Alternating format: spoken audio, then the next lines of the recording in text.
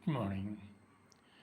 കുറച്ച് വർഷങ്ങൾക്ക് മുമ്പ് ഒരാൾ എന്നോട് ചോദിച്ചു, സ്വാമിജി, വിശ്വാസത്തിൻ്റെ പേരിൽ ഇത്രയും പ്രശ്നങ്ങളുണ്ടാകുന്നത് എന്തുകൊണ്ടാണ്?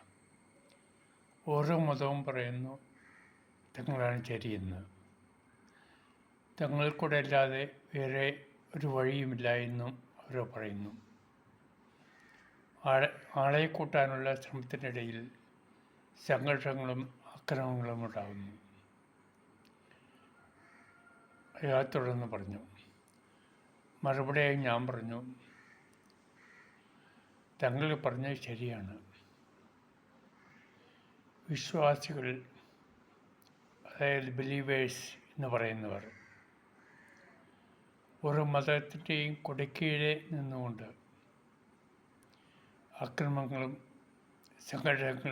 സംഘർഷങ്ങളിലും ഏർപ്പെടുന്നു.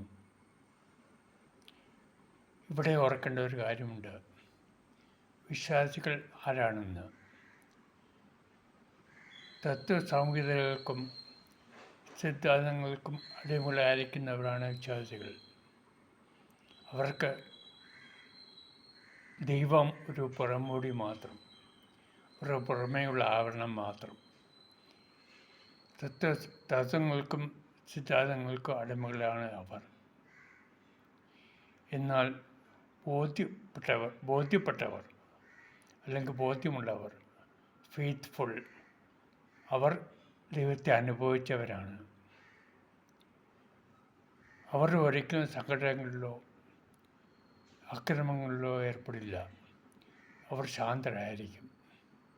കാരണം അവരുടെ ദൈവം അവരുടെ ഉള്ളിലാണ്. അവരുടെ ഫെയ്ത്ത്, അവരുടെ ബോധ്യം അവരുടെ ഉള്ളിലാണ്. അവർക്ക് ഒരു പ്രചരണത്തിൻ്റെയും ആവശ്യമില്ല. ഈ വ്യത്യാസം നമ്മൾ മനസ്സിലാക്കണം. അക്രമങ്ങളിലും സംഘർഷങ്ങളിൽ ഏർപ്പെട്ടിരിക്കുന്നവർ വിശ്വാസികളാണ്. അവർക്ക് ദൈവം പുറമേ മാത്രമേ ഉള്ളൂ. അതേസമയം ബോധ്യമുള്ളവർ, ഫെയ്ത്ത്ഫുൾ, അവരുടെ ദൈവം അവരുടെ ഉള്ളിലാണ്, ബോധ്യം ഉള്ളിലാണ്. അവർ ശാന്തരായിരിക്കും. അവർ സംഘർഷങ്ങളിലും അക്രമങ്ങളിലും ഏർപ്പെടില്ല.